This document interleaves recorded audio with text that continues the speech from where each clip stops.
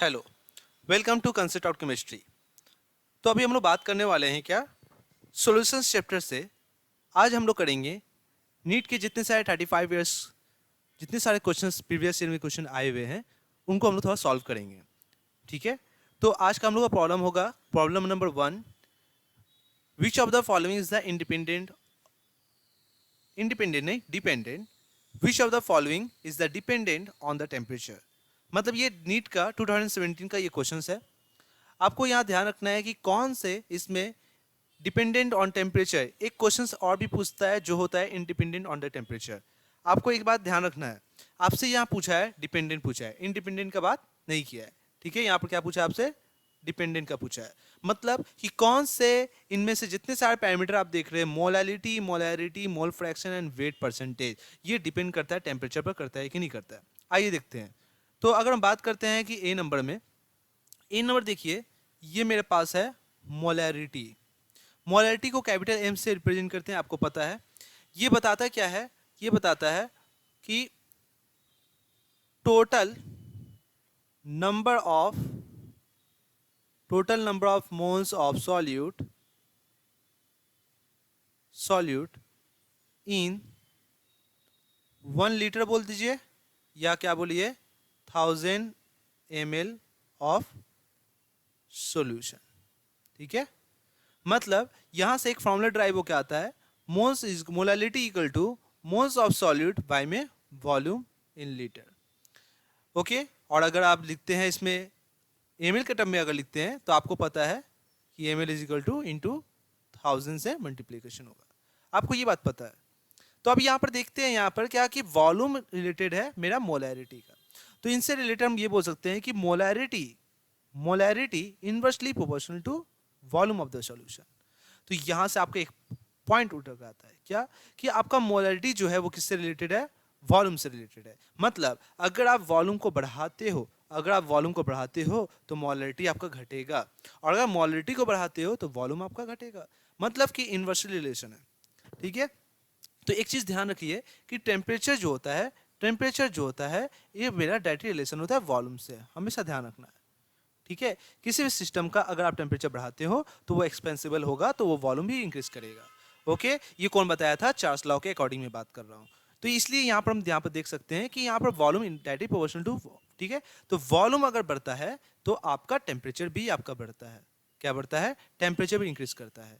और अगर temperature increase करता है तो वॉल्यूम भी इंक्रीज करता है। तो इन केस हम लोग बोल सकते हैं मेरा रिलेशन टेम्परेचर से है और साथ ही साथ इन फैक्टरों से है। तो यहाँ पर हम देखना है कि टेम्परेचर जो है मेरे पास क्या है, वॉल्यूम से रिलेशन है। तो वॉल्यूम बढ़ता है तो सॉरी टेम्परेचर बढ़ता है तो वॉल्यूम भी बढ़ता है। तो वॉल्यूम अगर बढ़ेगा तो मोलैरिटी घटेगा। तो इन केस हम बोल सकते हैं कि molarity inversely proportional to volume, और volume is directly proportional to the temperature.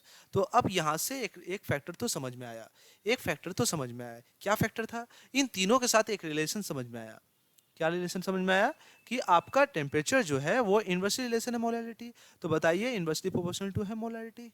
ठीक है, तो इससे फैक्टर हम बोल सकते हैं अगर आपका टेम्परेचर बढ़ता है, अगर आप टेम्परेचर सिस्टम का बढ़ाते हैं तो मोलैरिटी क्या होगा, घटेगा। और अगर टेम्परेचर आप घटाएंगे तो मेरे पास टेम्परेचर घटाने से मोलैरिटी बढ़ेगा। तो क्या ये टेम्परेचर पर इफेक्टिव है, तो यस ये टेम्परेचर पर डिपेंडेंट है। ठीक है, तो आप क्या बोलेंगे, ये मोलैलिटी नहीं, सॉरी मैं मार दिया गलत, मैं बोलना चाहूंगा ये मोलैरिटी। ठीक है, मोलैरिटी सही है, ये बी होगा।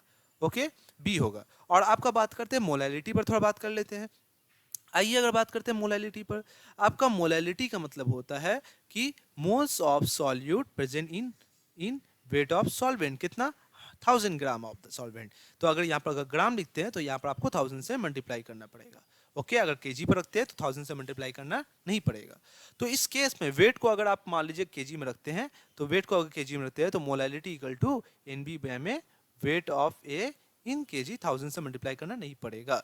तो अब यहाँ पर देख सकते हैं क्या मेरे पास वेट है, और यहाँ भी मोल को कैसे तोड़ोगे, मोल को तोड़ोगे वेट बाई में मॉलिक्यूलर वेट, और नीचे में आपका वेट ऑफ ए है। ओके, अगर ये ग्राम में है तो ऊपर में केजी 100 से मल्टीप्लाई कर 1000 से मल्टीप्लाई कर दीजिए। अब यहाँ पर ध्यान से देखिए कि यहाँ पर मोलैलिटी जो फैक्टर है वो सब वेट बाय मॉलिक्यूलर वेट से रिलेशन है। तो इन केस मैं अगर यहाँ से आपको बोलना चाहूँ, समझिए, इन केस यहाँ से मैं अगर बोलना चाहूँ कि मोलैलिटी इज इक्वल टू जो आ जा रहा है वो आ रहा है वेट ऑफ बी बाय में molecular weight of B into 1000 और बाय में वेट ऑफ ए। तो सीधा सा बात है, वॉल्यूम इक्वल टू आपको नजर आता है मास बाय डेंसिटी। ठीक है, किसी भी सिस्टम का अगर वॉल्यूम चेंज करते हैं तो डेंसिटी भी चेंज होता है, बट मास जो होता है उसमें कंजर्व होता है। तो मास जो अगर बात करते हैं, मास द कांस्टेंट क्या होता है, कांस्टेंट पैरामीटर है।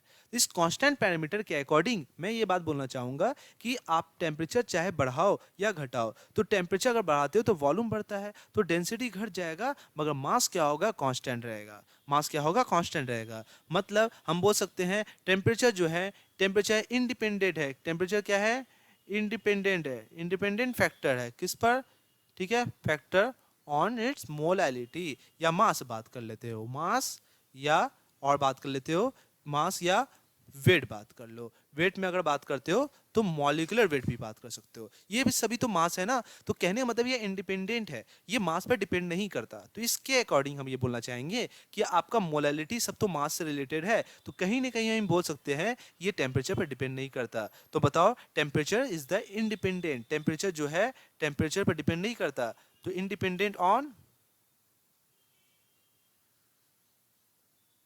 इट्स टेम्परेचर, है ना। कौन, मोलैलिटी, मोलैलिटी डिपेंड नहीं करता।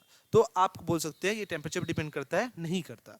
अच्छा, और आगे बात कर लेते हैं, और आगे बात करते हैं। तो ये डिपेंड नहीं करता, तो ये डिपेंड नहीं करता। ओके, अच्छा, mole fraction, what is a mole fraction, आपको पता है मोल फ्रैक्शन किसको बोलते हैं। तो ध्यान रखिए कि मेरा मोल फ्रैक्शन जो होता है वो क्या होता है, जिसको हम लोग एक्स से रिप्रेजेंट करते हैं, मोल्स बाय में टोटल मोल्स होता है।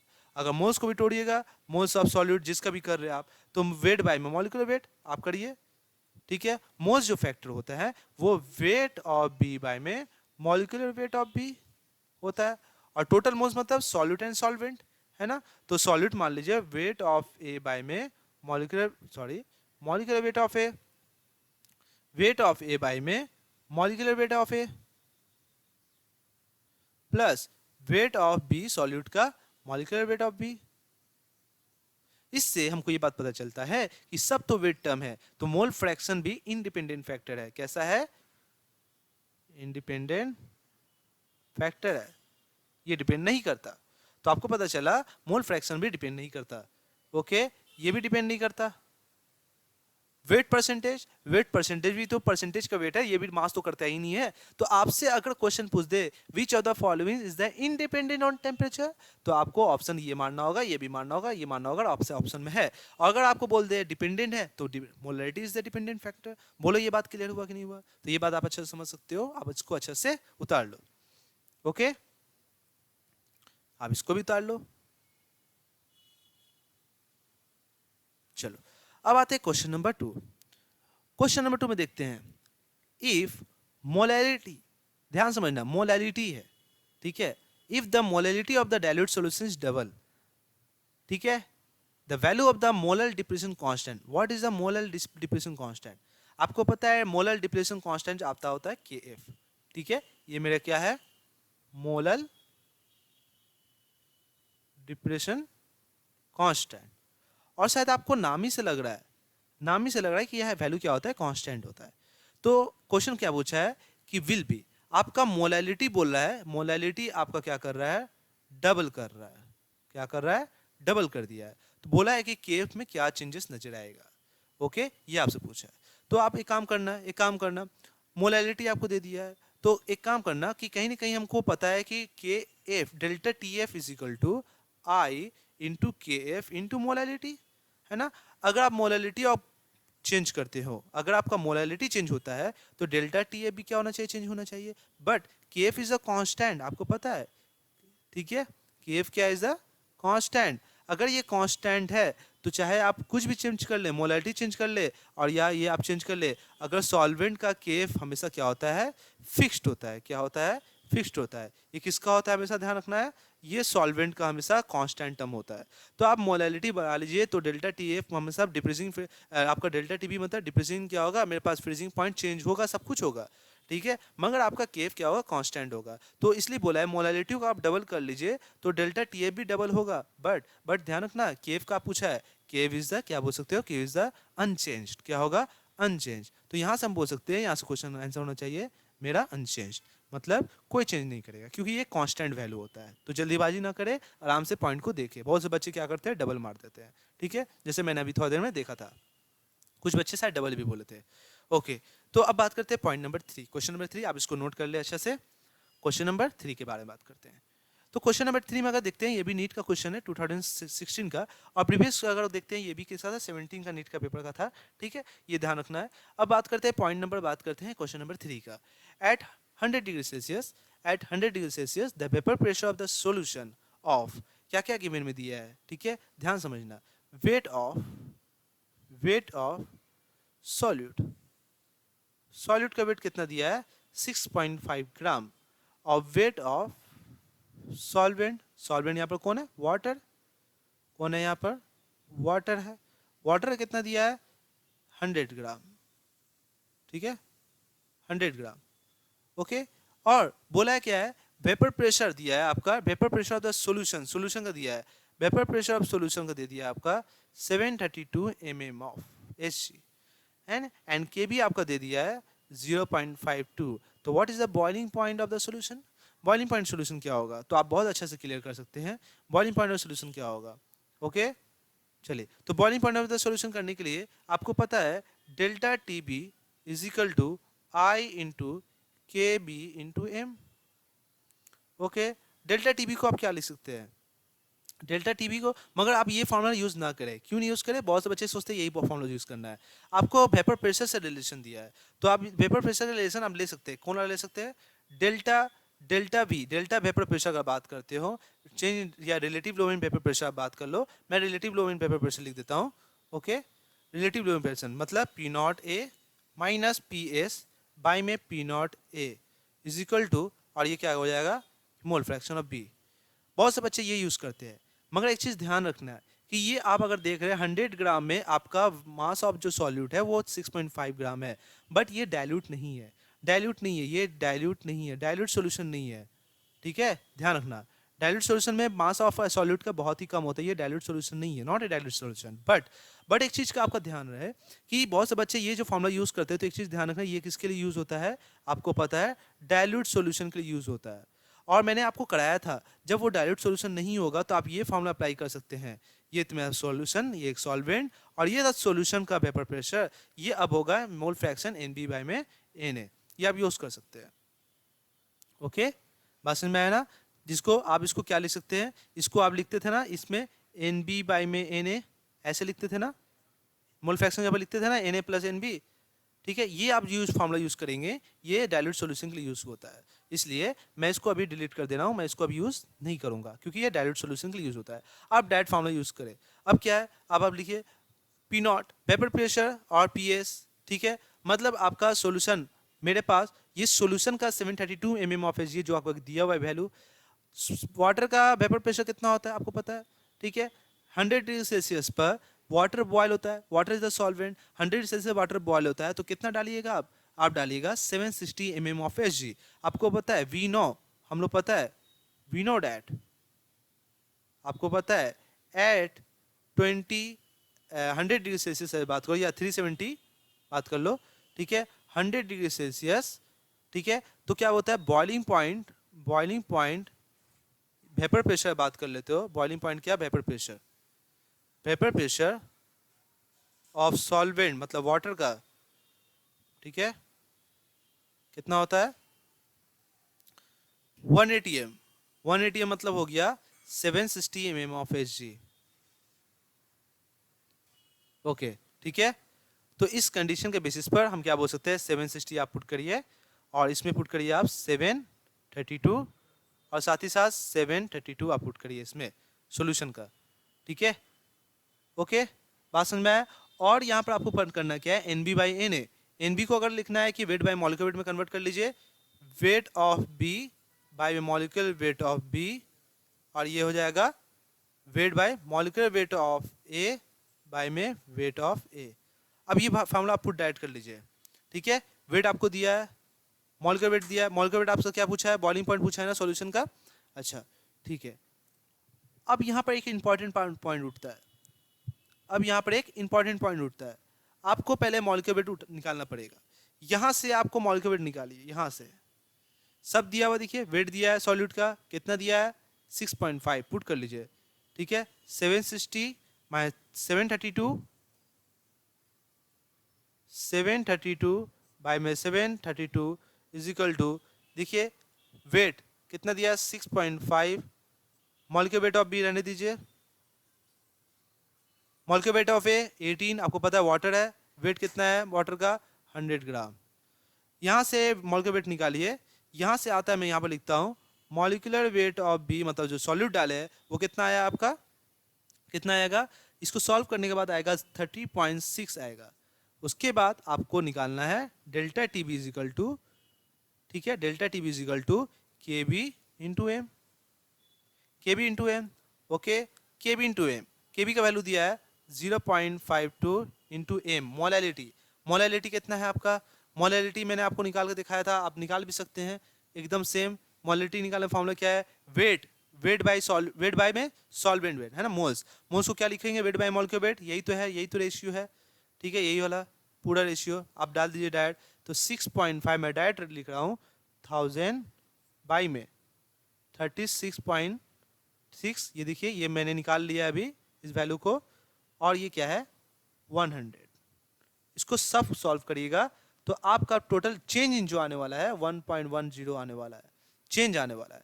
ये चेंज पूछा है, मैंने आपका सॉल्यूशन पूछा है, तो डेल्टा टीबी का फॉर्मूला क्या होता है, TB minus delta T not be 1.10, ठीक है। आपका निकालने बोला boiling point of the solution, solution तो यही है ना, तो डेल्टा टीबी कितना आ जाएगा 1.10 प्लस सॉल्वेंट कितना होता है 100 डिग्री, तो कितना आ जाएगा 101 डिग्री सेल्सियस आएगा। ये आंसर आपका होगा, डी आंसर होगा, ठीक है। तो फटाफट आप इसको अच्छे से उतार लीजिए क्वेश्चन नंबर 3 को। तो अब बात करने वाले क्वेश्चन नंबर 4 के बारे में। क्वेश्चन नंबर 4 में आप देखेंगे नीट का अगर बात करते हैं, ये 2016 का ये क्वेश्चन है, ठीक है। तो फिलहाल हम ये बात बोल सकते हैं कि ये क्वेश्चन को ध्यान से पढ़िए, विच of the following statement about the composition of the vapour over an ideal 1:1 molar mixture of the benzene and the toluene is correct. Assume that the temperature is the correct at 25 degree Celsius. मतलब ये क्या बोलना चाह रहा है, question ये बोलना चाह रहा है कि आपका दो स्टेटमेंट अगर बात किया है, देखिए वेपर प्रेशर अगर बात कर रहा है, ठीक है, आइडियल सॉल्यूशन है 1:1 के मोलर रेशियो में इसको मिक्स कर रहा है बेंजीन एंड टोल्यूइन में, ठीक है, बेंजीन एंड टोल्यूइन को 1:1 के रेशियो में आपस में मिक्स किया है, ठीक है। कंपोजिशन का क्या है 1:1, दोनों बेंजीन एंड टोल्यूइन को आपस में मिक्स किया है। Assume that the temperature is the constant at 25 degree Celsius पर। Given that vapour pressure of the 25 degree Celsius benzene का दिया है 12 किलो पास्कल एंड टोल्यूइन का दिया है 3.85 किलो पास्कल। तो आपको ये बोला है कि इनमें से कौन सा स्टेटमेंट सही है। तो एक चीज मैं बताने की कोशिश करूंगा कि आप यहाँ पर ध्यान से देखिए कि ये मान लीजिए मेरे पास कंटेनर है, ये मेरे पास कंटेनर है, कंटेनर नंबर 1 मैंने नाम दिया, और यहीं पर मेरा कंटेनर नंबर मान लीजिए यहाँ पर कंटेनर नंबर 2 है, ओके। इसमें अगर बात करते हैं प्योर स्टेट में, मैं बात कर रहा हूँ प्योर स्टेट में C4 इसमें प्योर स्टेट में कौन है, बेंजीन है, क्या है इसमें, बेंजीन है। और इसमें अगर बात करते हैं प्योर स्टेट में, अगर बात करते हैं तो इसमें प्योर स्टेट में C4 क्या है, टोल्यूइन, क्या है, टोल्यूइन। अब एक ध्यान समझिए, ध्यान से क्वेश्चन को पढ़िए, ठीक है। मान लीजिए ये लिक्विड है, मान लीजिए ये प्योर बेंजीन है, और इस प्योर बेंजीन को हम क्या करिए, ऊपर से कंटेनर को क्लोज कर दिए, ओके। जब ये क्लोज करेंगे तो ये हो सकता है ये वेपराइज होगा, ये वोलेटाइल आपको पता है, ठीक है, वेपराइज होगा, ठीक है, वेपराइज होगा। वेपराइज होने का तो एक टाइम आएगा, वेपराइज होने के बाद ये क्या करेगा, प्रेशर लगाएगा। प्रेशर कौन सा प्रेशर, लिक्विड के सरफेस पर प्रेशर लगाएगा।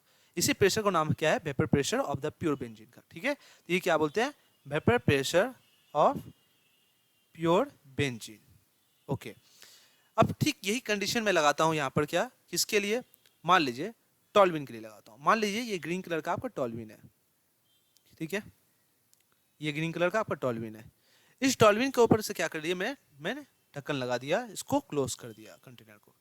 अब क्या होगा कि आपको पता है कि ये भी क्या करेगा, वोलेटाइल नेचर का है, तो ये भी क्या करेगा, हल्का हल्का वेपर में कन्वर्ट होगा, और वेपर में कन्वर्ट होने के बाद एक टाइम आएगा कि ये वोलेटाइल है, और एक टाइम आएगा ये भी प्रेशर लगाएगा। कितना प्रेशर लगाएगा, इसको बोलते हैं वेपर प्रेशर, ये लिक्विड के सरफेस को प्रेशर लगाएगा, ठीक है, इसको बोल देंगे vapour pressure of pure toluene, बोलेंगे ना, बोलेंगे प्योर टॉल्यूइन का। तो अब यहाँ से बोला गया है कि प्योर स्टेट में अगर बात करते हो, देखो वेपर प्रेशर कितना दिया है इसका, इसी का तो दिया है ना, पी नॉट बेंजीन का कितना दिया है 12.8 किलो पास्कल, इसका कितना दिया है P naught toluene is equal to 3.85 kilo pascal. आप ये अंदाजा लगा सकते हैं ये प्रेशर कितना लगा रहा, ये प्रेशर ज़्यादा लगा रहा, मतलब ये ज़्यादा है। जब ये ज़्यादा प्रेशर होगा तो आपको पता है कि ज़्यादा मॉलिक्यूल्स क्या कर रहे हैं, लिक्विड के सरफेस पर अटैक कर रहे हैं, मतलब ये ज़्यादा वोलेटाइल है।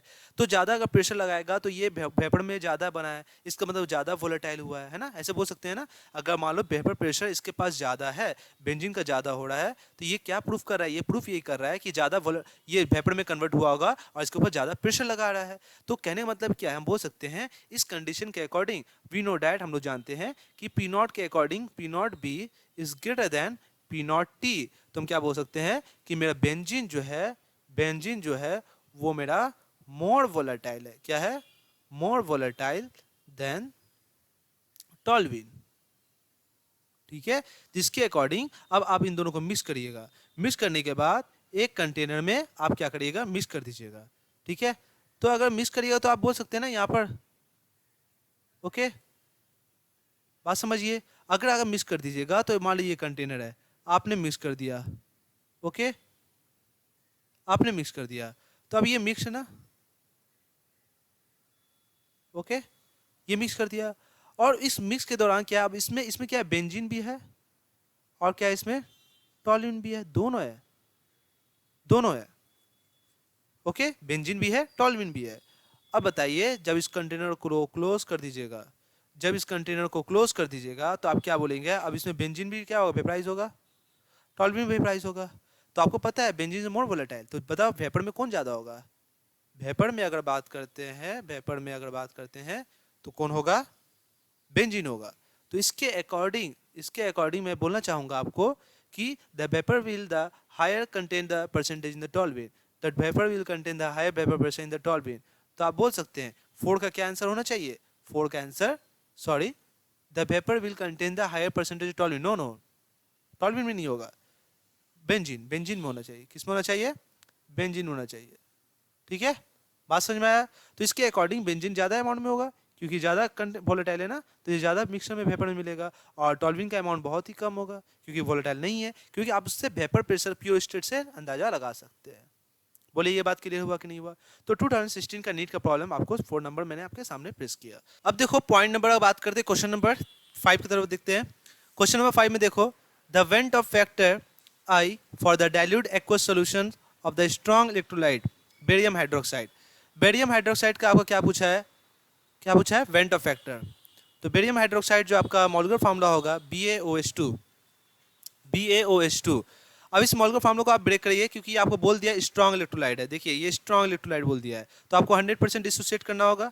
तो तोड़िए इसको, बेरियम +2 में और 2OH माइनस में होल ट्वाइस में, है ना, ठीक है, OH माइनस में। अब ध्यान से देखिए यहाँ पर कितना मोल ले रहे हैं आप, 1 मोल ले रहे हैं ना। तो वेंट ऑफ फैक्टर क्या बताता है, वेंट ऑफ फैक्टर बताता है total number of ion dissociated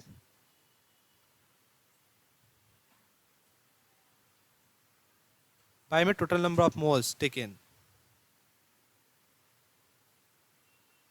ठीक है। मतलब यहाँ पर हम ऐसे बोल सकते हैं, तो आप लोग सोचिएगा डिग्री ऑफ डिसोसिएशन है, नहीं, एक्चुअली यहाँ पर ध्यान से देखना है कि यहाँ पर जो आप बात करें टोटल नंबर ऑफ आयंस जो देख रहे हैं यहाँ पर, टोटल नंबर ऑफ आयंस कितना होना चाहिए, 3 होगा ना, टोटल नंबर आयंस 3 होगा, ठीक है।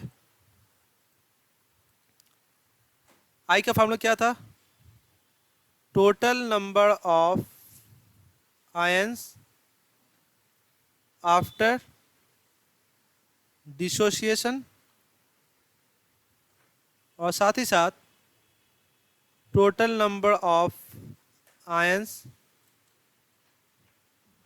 बिफोर डिसोसिएशन, ये फॉर्मूला था आई का। तो देखिए 1 मोल अगर आप ले रहे हैं तो कितना मोल टूट रहा है, यहाँ 1 है, यहाँ 2 है ना, 3 है ना।